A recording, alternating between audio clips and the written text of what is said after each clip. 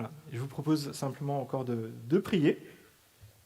Merci pour ce temps de joie, de reconnaissance à ce Dieu grand et merveilleux que tu es. Tu es notre Dieu et tu nous as rachetés, pas par nos mérites, mais par pure grâce, parce que tu nous aimes et tu l'as choisi. Et Seigneur, je te prie, s'il te plaît, qu'on puisse rester dans cette dynamique, dans ce temps d'écoute de ta parole, que vraiment nous sachions encore nous émerveiller de qui tu es, de ton amour, de ta grâce, et nous rappeler que tu es la vie. Tu es la vraie source qui mène à la vie éternelle. On te prie aussi pour l'école du Bon Berger, tous ces enfants qui sont au contact de ton évangile et aussi leurs enseignants, les dirigeants de l'œuvre. On te prie, s'il te plaît, encore de les bénir, de leur faire du bien et que ta volonté soit manifestée au milieu d'eux et que ta gloire rayonne, afin qu'un grand nombre de personnes te connaissent et sachent quel Dieu grand et bon tu es. Je te prie dans le nom de Jésus. Amen. Et je vous invite à ouvrir votre Bible dans le livre de Jean, au chapitre 6, verset 26. Ah, excusez-moi. Les enfants.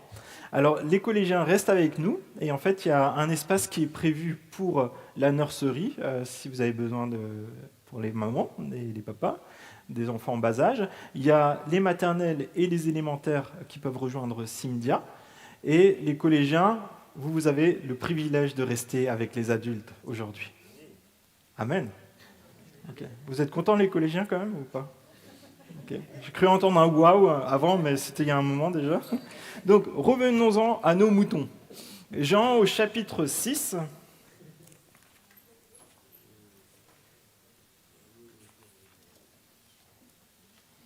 Et on prendra à partir du verset 26. Si vous n'avez pas de Bible, n'hésitez pas à lever la main et l'équipe d'accueil sera très contente de pouvoir vous en prêter une. Et si vous n'en avez pas du tout, l'Église sera très heureuse aussi de vous en offrir une. Donc vous pouvez lever discrètement votre main et voilà. N'hésitez pas. Donc Jean chapitre 6, verset 26. Mais avant cela, je vais quand même vous poser une question. Est-ce qu'à un moment, vous avez déjà demandé à Dieu de vous envoyer un signe? Oui.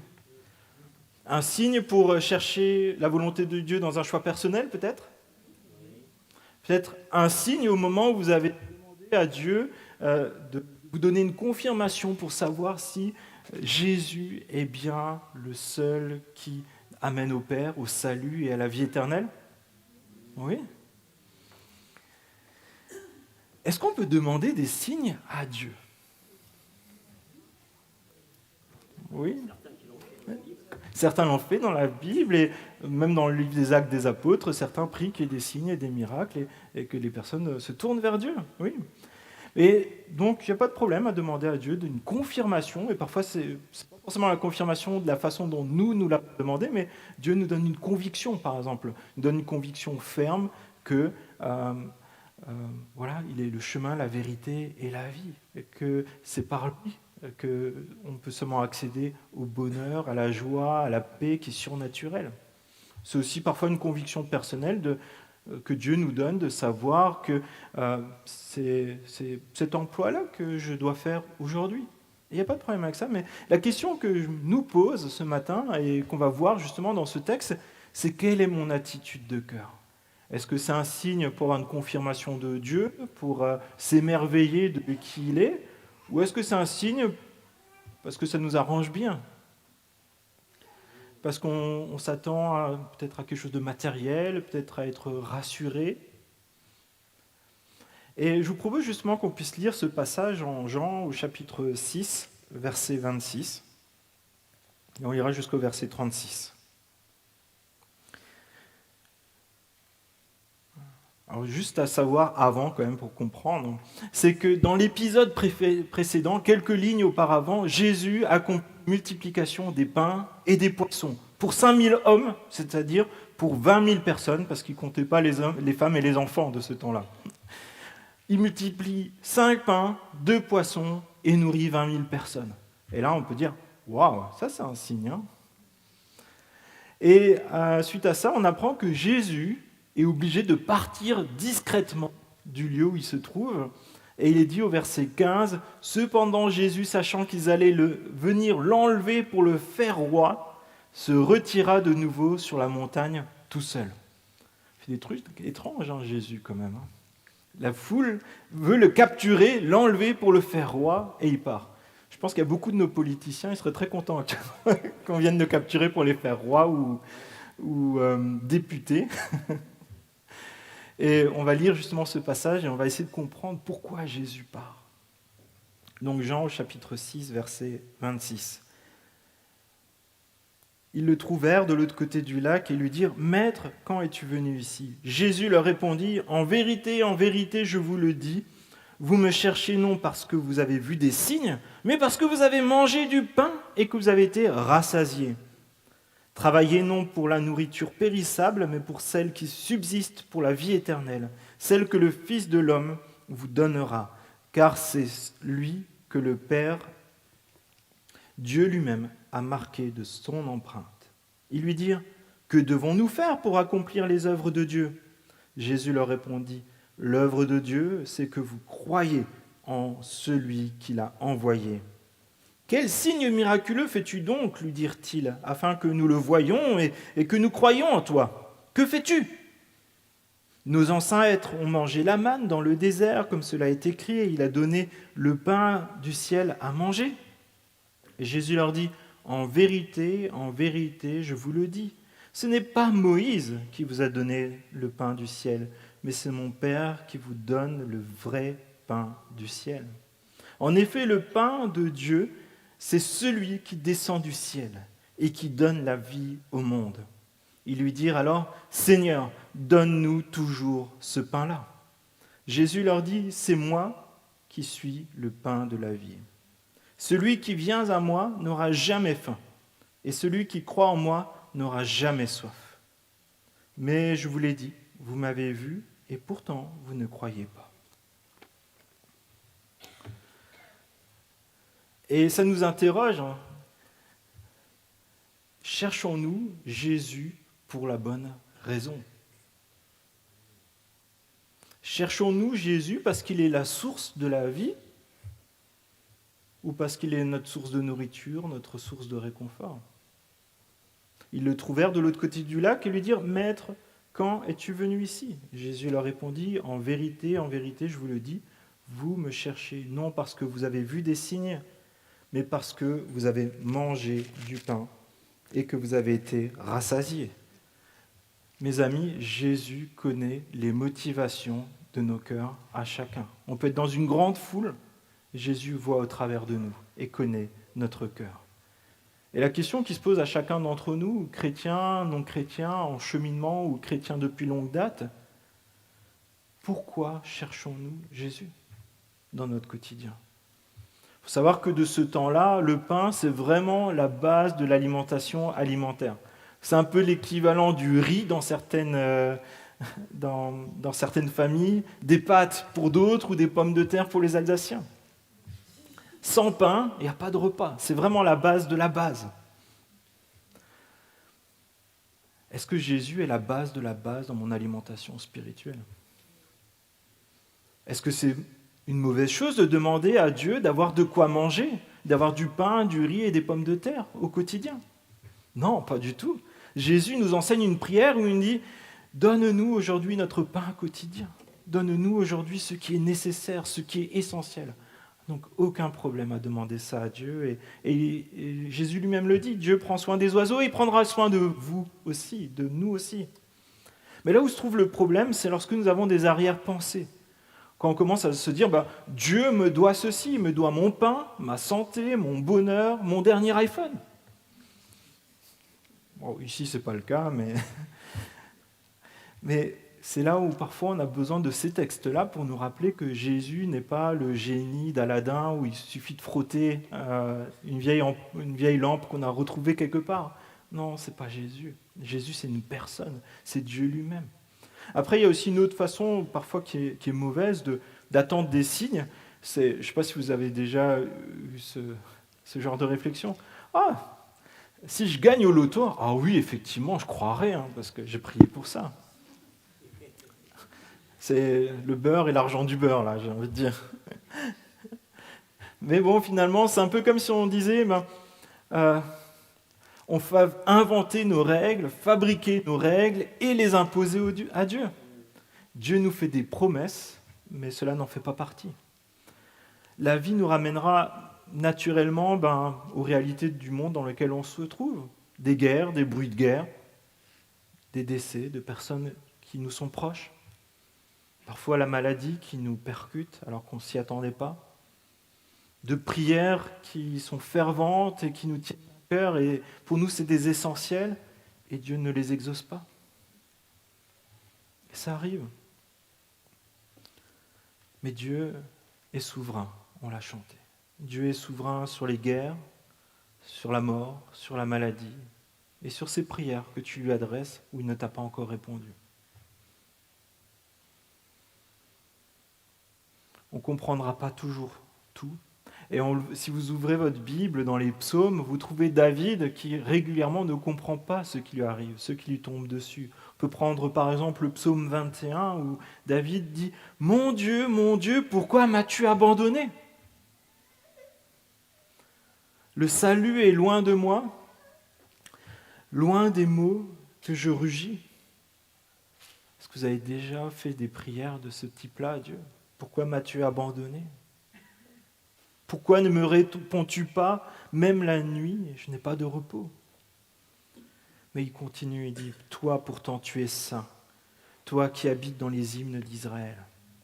C'est en toi que nos pères espéraient, et ils espéraient que tu les délivrerais, et Dieu l'a fait. Dieu est tout-puissant et il entend tes pleurs, il entend tes demandes, il entend les moments où ça ne va pas dans ta vie. Tu peux continuer à s'adresser à ce Dieu-là, lui déverser ton cœur. Mais alors, quelle est la place des signes et des miracles dans la vie chrétienne ou peut-être lorsqu'on commence à s'approcher de Dieu ? Les signes, les miracles, les expériences spirituelles que tu peux faire quand tu as l'impression que Dieu te parle à toi personnellement, ce ne sont pas des finalités en toi, ce sont des balises qui t'amènent à Dieu, qui te font comprendre que Dieu est Dieu et qu'il désire être Dieu dans ta vie. Comprenez que Jésus a guéri des personnes, il a fait du bien, mais ça n'a jamais été une finalité en soi. Il les a aimés, il a fait ça de tout son cœur, par amour. Mais les signes étaient toujours là pour nous montrer des choses essentielles sur qui est Jésus. Et c'est pour ça que Jésus, on est dans une série qu'on vient de commencer qui dit, lorsque Jésus dit « Je suis », et là il nous dit « Je suis le pain de vie ». Et ce matin, je crois que Jésus veut se présenter à chacun d'entre nous tel qu'il est, pour que nous le connaissions tel qu'il est réellement. Et Jésus nous déclare que Jésus est divin, Jésus est Dieu, Jésus t'aime et Jésus est tout-puissant. Souvent, il y a une illustration dans ce qui est vécu physiquement dans les évangiles pour nous montrer une réalité spirituelle. Par exemple, un aveugle de naissance, Jésus lui rend la vue, c'est pour montrer qu'il y a un mensonge spirituel et qu'il y a une vérité spirituelle qui vient de Jésus-Christ lui-même. Dieu est là, par Jésus-Christ, pour ouvrir les yeux de nos cœurs sur qui est réellement Dieu, sur ce qu'il a de bon pour nous. Lorsqu'il multiplie les pains, c'est pour montrer qu'il nous donne sa vie, pour nous donner une vie en abondance, une vie qui est bonne, qui est nourrissante. Et c'est vrai que parfois, en tout cas pour moi, j'ai l'impression que Jésus est en train de me montrer la lune, et qu'au lieu de regarder les yeux pour arriver jusqu'à la lune, je m'arrête au doigt. Ça vous arrive parfois ? Jésus veut nous emmener quelque part. Il veut nous apprendre à connaître le royaume de Dieu, Dieu le Père lui-même. Quand Jésus dit « Vous m'avez vu, donc vous connaissez mon Père », plus nous apprendrons à connaître Jésus, plus nous connaîtrons le royaume de Dieu. Qui est Dieu réellement ? Verset 27, « Travaillez non pour la nourriture périssable, mais pour celle qui subsiste pour la vie éternelle. Celle que le Fils de l'homme vous donnera, car c'est lui que le Père, Dieu lui-même, a marqué de son empreinte. » Qu'avons-nous réellement besoin dans notre quotidien ? Pourquoi dans notre quotidien travaillons-nous ? Pourquoi dans notre quotidien Est-ce que nous faisons des sacrifices? Est-ce que nous nous levons tôt le matin, nous nous couchons tard le soir et que nous sommes fatigués? Pourquoi travaillons-nous dans le quotidien? Que va-t-il rester de tous ces efforts, de tout ce travail-là, dans l'éternité? Mais aussi, la question que je me pose, c'est pourquoi Jésus nous demande de travailler si finalement c'est lui qui nous donne à manger? Et je vous propose simplement 3 réflexions pour ça, pour résumer un peu ce qu'on a vu. Jésus connaît nos motivations. Les motivations les plus secrètes de nos cœurs, Jésus les connaît. Jésus voit le cœur dans cette foule, on ne peut pas se cacher dans cette foule. Et Jésus sait aussi parfois quand on le cherche pour les mauvaises raisons.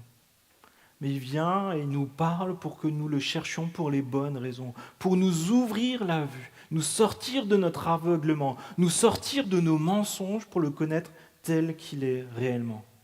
Et Jésus, par amour, ne nous laisse pas dans l'erreur, l'ignorance ou l'hypocrisie en disant « Ah, c'est bon, tant qu'ils me suivent, c'est bon ». Non, pour notre Église, c'est pareil.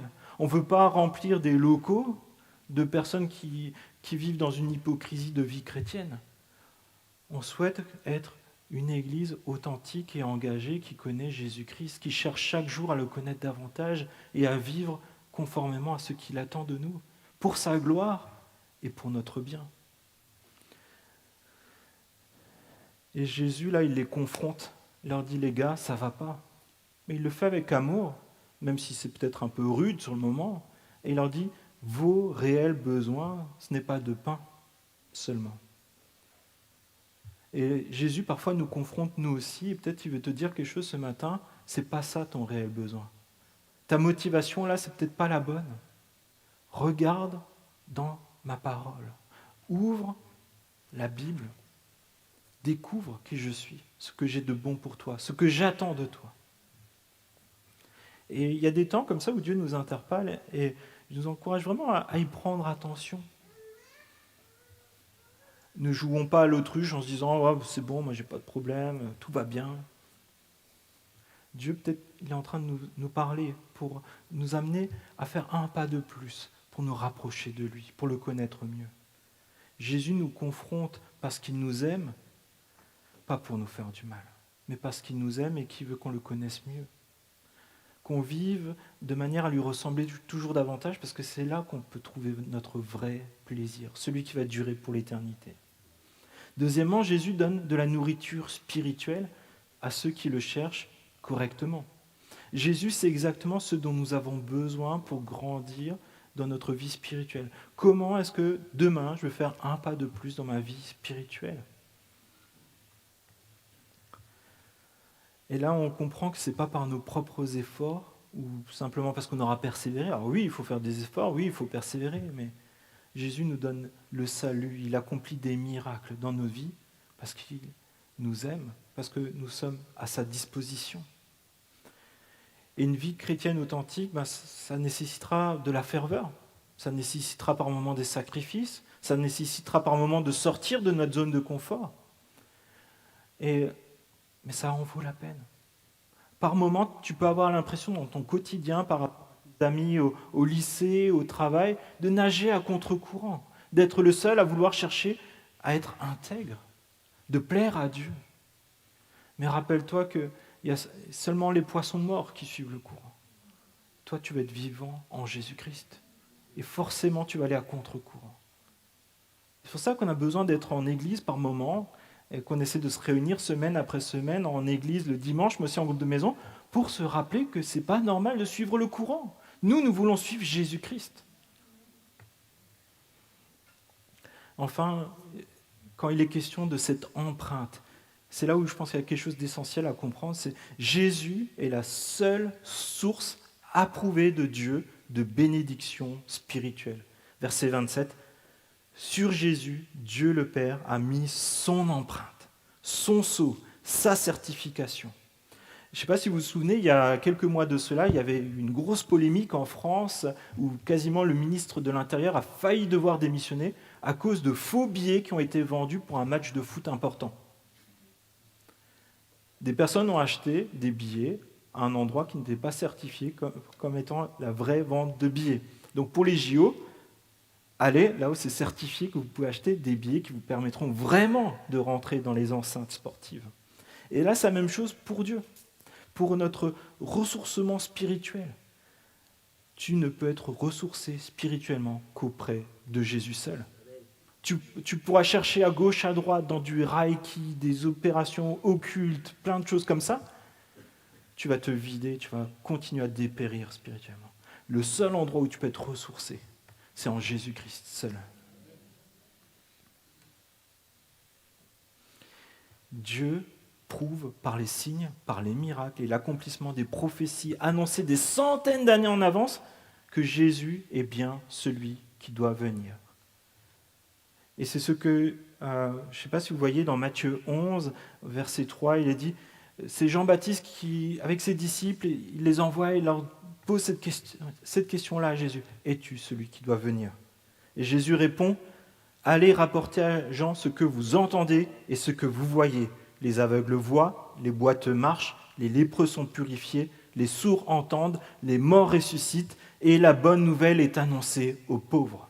C'est ce que Dieu avait annoncé dans des centaines d'années auparavant dans les livres prophétiques, et c'est accompli. Jésus est la seule source de bénédiction, la seule personne par laquelle on peut s'approcher de Dieu. Pour ça, faisons bien attention de ne pas rentrer dans les pièges des faux enseignements, des faux prophètes, des fausses églises qui détournent des personnes de la vraie nourriture spirituelle. Quelqu'un qui ne fait pas pointer vers Christ vous détournera de Christ. C'est pour ça on a besoin personnellement et communautairement de connaître la parole de Dieu. Pas pour acquérir plein d'informations, mais pour l'expérimenter dans notre quotidien. Pour dire waouh dans notre quotidien. On a besoin de dire waouh à Dieu dans notre quotidien. C'est ceux qui nous emmèneront jusque dans l'éternité. Enfin, il est question de chercher Jésus justement de la bonne manière. Verset 28, il lui dit « Que devons-nous faire pour accomplir les œuvres de Dieu ?» Et peut-être cette question, tu te la poses aussi. Qu'est-ce que je dois faire pour être accepté par Dieu ? Qu'est-ce que je dois faire pour mériter le salut ? Qu'est-ce que je dois faire pour recevoir moi aussi les bénédictions de Dieu ? Moi, avec mes propres forces, comment avoir raison de Dieu ? Non, on l'a chanté, ta grâce seule. Parce que Jésus répond cela. Jésus leur répondit, c'est pas votre œuvre, c'est l'œuvre de Dieu. L'œuvre de Dieu, c'est que vous croyez en celui qui l'a envoyé, Jésus. Ce n'est pas votre œuvre qui compte. Ce n'est pas ce qui va faire la différence. Ce qui va faire la différence, c'est l'œuvre de Dieu. Et pour être sauvé, là aussi, il faut le savoir, il ne suffit pas de croire que Dieu existe. Le diable sait que Dieu existe. Le diable connaît aussi la parole de Dieu. L'œuvre de Dieu, c'est que vous croyez en Jésus-Christ, seul intermédiaire avec Dieu. En Jésus qui a accompli ce qui était suffisant et nécessaire par sa mort et sa résurrection à la croix, par sa vie parfaite, sans désobéissance à Dieu. Jésus a payé le prix de toutes nos trahisons envers Dieu. Il l'a fait à notre place, pour toi et pour moi. Mais Jésus est aussi ressuscité, pour que nous ayons la vie et que nous puissions vraiment constater que Jésus est le vrai pain de la vie. Et Jésus est envoyé par Dieu le Père afin que tu sois réconcilié avec Dieu. Que ce qui a de ce gouffre entre Dieu et toi, que ça soit comblé par Jésus-Christ. Que cette relation soit réparée. Et seul Jésus peut faire cela, parce qu'il est le chemin, la vérité et la vie. Le seul qui te mène au Père. Le seul qui puisse te libérer. Te donner une vie pour toute l'éternité, une vie abondante.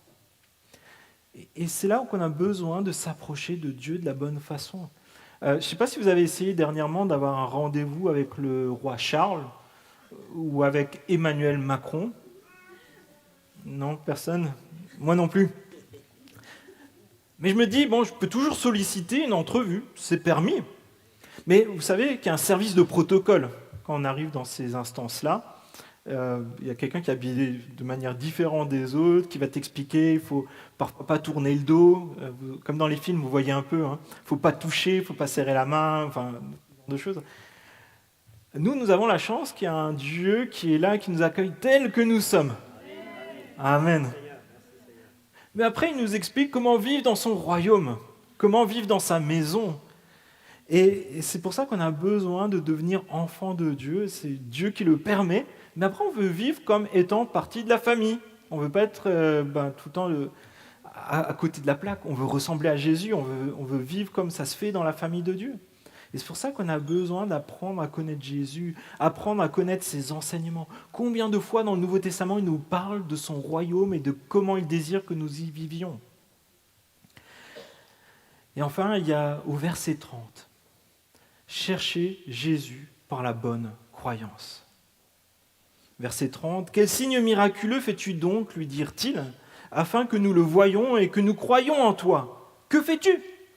Nos ancêtres ont mangé la manne dans le désert, comme cela est écrit, et il leur a donné le pain du ciel à manger. Alors, je vais vous faire un résumé en bref de ce qu'ils disent. Jésus, c'est top, t'as nourri et rassasié miraculeusement 20 000 personnes. On ne le remet pas en question et c'était très bon. On a bien mangé, c'était top, c'est pour ça qu'on est là aussi. Mais Jésus, tu as nourri une grande foule. Mais Moïse a nourri toute une nation. Jésus, tu as fait ce miracle une fois, peut-être deux. Mais Moïse a fait ça tous les jours pendant 40 ans, sauf le jour du sabbat. Mais bon, là, il y en avait plus. Jésus, tu as fourni du pain ordinaire. Mais Moïse, il nous a donné le pain du ciel. En bref, ils disent, d'accord Jésus, tu nous as donné un petit signe. Maintenant, on en veut un grand, un qui est quotidien, comme Moïse l'a fait. Alors, on croira en toi. La foule en demande toujours plus pour accepter de croire, plus pour profiter de la situation. Ça nous interroge sur nos motivations. Est-ce qu'on n'est pas un peu comme eux quand même? Toujours un truc en plus. T'as fait ça, mais moi j'aimerais bien ça en plus. Après, on change tout le temps un peu. J'ai rencontré des personnes qui ont rencontré Christ, commencé à fréquenter l'église, et ils ont vu miracle sur miracle. Franchement, j'étais jaloux. Les problèmes de couple, ça s'améliore. Des problèmes avec les enfants, franchement, changement assez radical. Problèmes de finances, ça se règle de manière miraculeuse. La personne prie, elle a un travail loin, elle a un travail en 15 minutes. Tu fais, wow, Seigneur, mais il y en a, ils savent prier, hein. Tu as envie de les avoir dans l'équipe d'intercession. Et Dieu a répondu coup sur coup, miraculeusement. Au bout de quelques mois, ces personnes se sont détournées de Dieu en premier, détournées d'église, et ils ont détruit même ce que Dieu avait restauré. Le couple, la famille, les relations avec les enfants, les finances. Combien on peut oublier combien Dieu est grand et combien il est waouh. Combien facilement...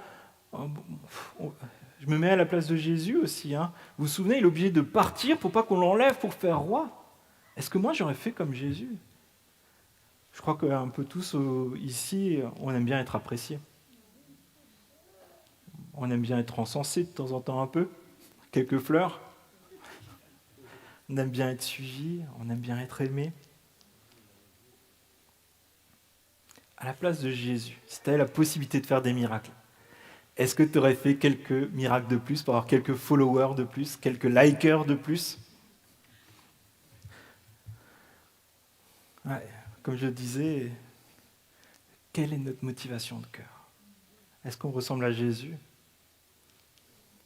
Et c'est là où on se dit, même dans l'Église, on peut avoir cette tentation-là de faire un spectacle, de faire des enseignements qui plaisent, qui disent « Ah, vous allez devenir des champions, vous êtes beaux, vous êtes riches. » Ça plaît. On a besoin de parler de ces vérités bibliques où Jésus nous révèle notre cœur et son amour qui est tellement grand pour nous et des belles choses qu'il a pour nous. Et c'est pour ça que par moment on a besoin, et je pense peut-être pour quelqu'un qui a besoin peut-être de faire un pas avec Dieu, Tu n'as pas besoin d'une preuve de plus que Dieu t'aime, que Dieu est grand, que Dieu existe. Ce qui nous empêche de croire, c'est notre cœur, parce qu'on a du mal à y regarder, on a parfois du mal à être honnête envers nous-mêmes. Parfois, on a un peu de mal aussi à se rendre vulnérable. Il y a de l'orgueil qui est là. Mais franchement, ça en vaut la peine. Dieu te tend la main, mais il ne va pas te forcer la main. Verset 32, en vérité, je vous le dis, ce n'est pas Moïse qui vous a donné le pain du ciel, mais c'est mon Père qui vous donne le vrai pain du ciel. En effet, le pain de Dieu, c'est celui qui descend du ciel, qui donne la vie au monde. Ce n'est pas Moïse qui vous a donné du pain, qui a accompli des miracles, qui vous nourrit, qui prend soin de vous. Et c'est la même chose aujourd'hui. Aucun homme ne fait tout cela. C'est seulement Dieu qui le fait. Mais Dieu vous a envoyé des prophètes, des juges, des libérateurs, des enseignants et un Messie, Jésus-Christ, pour vous appeler à lui, pour vous appeler à être réconciliés, à le connaître personnellement, à découvrir son amour et nous enseigner à faire ce qui est bon pour nous et ce qui va plaire à Dieu. Dieu veut donner la vie au monde. Dieu veut te donner une vie abondante, une vie qui est joyeuse, épanouie, paisible. Peu importe ce qui va se passer autour de toi, parce que c'est quelque chose de surnaturel, c'est quelque chose de spirituel. Peut-être tu as peur du lendemain, tu as peur de manquer, les bruits de guerre aussi, tu y penses régulièrement. Peut-être la maladie aussi, tu y penses régulièrement. Peut-être tu as peur d'être rejeté. J'ai envie de te dire cela, à la croix, Jésus est victorieux sur tout cela. De la mort, du péché, de la honte, de la peur, de la maladie. En lui, nous avons tout cela. Parce que Jésus va nous restaurer complètement, dans nos pensées, dans nos cœurs. Peut-être tout ne se fera pas ici-bas, mais au retour de Jésus, tout sera accompli complètement. Plus de pleurs, plus de grincements de dents, plus de guerre, plus de maladie. Verset 34, ils lui dirent alors, « Seigneur, donne-nous toujours de ce pain-là. » Vous voulez aussi de ce pain-là tous les jours ? Amen. Voulons-nous de ce pain qui donne la vie ? Oui. Pas une fois pour se sentir un peu mieux sur le moment, vous savez, un peu comme quand on a mal à la tête et qu'on prend un Doliprane, mais tout le temps une vie débordante de l'amour de Dieu, de ce que seul Dieu peut nous donner. Et Jésus leur dit, « C'est moi qui suis le pain de vie. Jésus est le pain de la vie. Celui qui vient à moi n'aura plus jamais faim, et celui qui croit en moi n'aura plus jamais soif. » Jésus n'est pas seulement venu pour accomplir des miracles ou distribuer des baguettes. Jésus prend soin de nous, y compris dans les aspects matériels, oui, mais ce n'est pas son objectif principal de te rendre riche, beau, prospère et en bonne santé. Jésus est venu en personne pour mener la vie que tu aurais dû vivre, pour souffrir à ta place, pour te donner une vie en abondance. Jésus s'adresse à toi et à moi et il te dit, si tu as faim, si tu as soif, et je veux une relation authentique avec toi. Tu peux avoir une relation authentique avec ton Créateur. Et Jésus nous comble de ce qu'on ne trouvera jamais dans ce monde. Et Jésus nous le donne gratuitement. Et Jésus nous donne cette espérance qui est sûre et certaine de la présence de Dieu dans notre quotidien. L'Esprit de Dieu, c'est-à-dire le Saint-Esprit, sera avec toi dans les mauvais jours, mais aussi dans les bons jours, les jours meilleurs. Tu ne seras jamais seul. Et Dieu nous donne ce privilège d'être ses enfants, co-héritiers avec Christ, avec de belles œuvres à accomplir dans notre quotidien pour la gloire de Dieu. Verset 35, Jésus leur dit, « C'est moi qui suis le pain de la vie, c'est moi qui viens. Celui qui vient à moi n'aura jamais faim, et celui qui croit en moi n'aura jamais soif. » Et je crois que c'est vraiment une invitation pour nous ce matin à venir à Christ. Peut-être pour la première fois pour certains, peut-être pour plusieurs d'entre nous à revenir aujourd'hui à Christ en disant « Je veux que tu sois mon essentiel. Je ne veux plus avoir faim et soif spirituellement. Je veux être accroché à toi. Je veux vivre par toi. » La vraie vie se trouve seulement en Jésus. Et pourtant, Jésus dira que certains n'auront pas cru. Et Jésus voit dans sa foule des personnes qui parfois peuvent être satisfaits de ce qu'ils ont, satisfaits d'une religion, de rituels, du récit de leurs ancêtres, des récits de la gloire de Dieu dans la vie de Moïse, des miracles. Peut-être pour nous, c'est un peu pareil. On peut peut-être avoir des récits dans notre vie, des choses où on est satisfait de la vie de nos parents, de nos grands-parents, de ceux qu'ils ont vécu, des miracles qu'ils ont expérimentés, d'une vie consacrée qu'ils ont eue à Dieu. Merci pour leur témoignage. Merci pour le fait qu'ils ont été là dans nos vies. Mais peut-être qu'aujourd'hui, personnellement, on a besoin de se poser ces questions-là. Depuis peut-être plusieurs mois, années ou décennies, qu'est-ce que j'ai vécu avec Dieu récemment ? Est-ce que j'ai vu la gloire de Dieu dans ma vie, dans ma famille, dans mon église ? Peut-être tu as senti un appel particulier de Dieu il y a déjà longtemps, peut-être quelques années, à le rencontrer personnellement. Peut-être à t'engager à 200%, sans réserve pour lui. Peut-être pour certains d'entre nous, à te faire baptiser.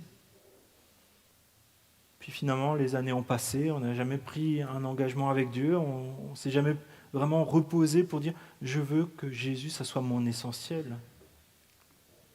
Mais je crois que ce matin, c'est un temps où vraiment on peut prendre ce temps et dire « je veux que la vie de Christ vive en moi ». J'ai besoin de Dieu dans ma vie, j'ai besoin de Christ dans ma vie. Pour ça, je nous invite vraiment à dire ensemble « Jésus, tu es la source de la vie ». Je veux te chercher pour les bonnes raisons. Je veux te chercher de la bonne manière. Et je veux surtout avoir une croyance en toi qui est fondée et établie sur ta parole. Et je vous invite à prier ensemble. Oui Seigneur, je te remercie de tes bienfaits. Je te remercie parce qu'encore aujourd'hui, on a pu s'émerveiller de qui tu es, de ce que tu as accompli. Et on te prie, s'il te plaît, que dans ce temps où tu es avec nous ce matin et que tu parles à nos cœurs, je te prie, s'il te plaît, que nous puissions ensemble confesser toutes les fois où tu n'as pas été au centre de nos vies, au centre de ce qui a été essentiel pour nous. Je te prie que ce matin, nous puissions prendre cet engagement que tu sois vraiment la vraie source de notre vie, que tu sois celui qui nous désaltère, celui qui nous rassasie. Je te prie, s'il te plaît, qu'on puisse te faire confiance dans chaque domaine de notre vie et vivre de manière à t'honorer. Seigneur, je te prie que cette vie déborde autour de nous et que nous sachions la communiquer, que nous sachions dire que Jésus est ma vie. Jésus est la source de la vie. Seigneur, je te prie vraiment pour mes amis aussi qui peut-être luttent avec toi depuis plusieurs semaines, plusieurs mois, et je te prie, s'il te plaît, que tu leur donnes la force et le courage de pouvoir dire « Je veux te rencontrer tel que tu es vraiment ». Seigneur mon Dieu, tu fais de grandes choses et nous voulons te faire confiance. Renouvelle-nous. Renouvelle-nous dans notre compréhension de qui tu es. Je te prie ainsi dans le nom de Jésus. Amen.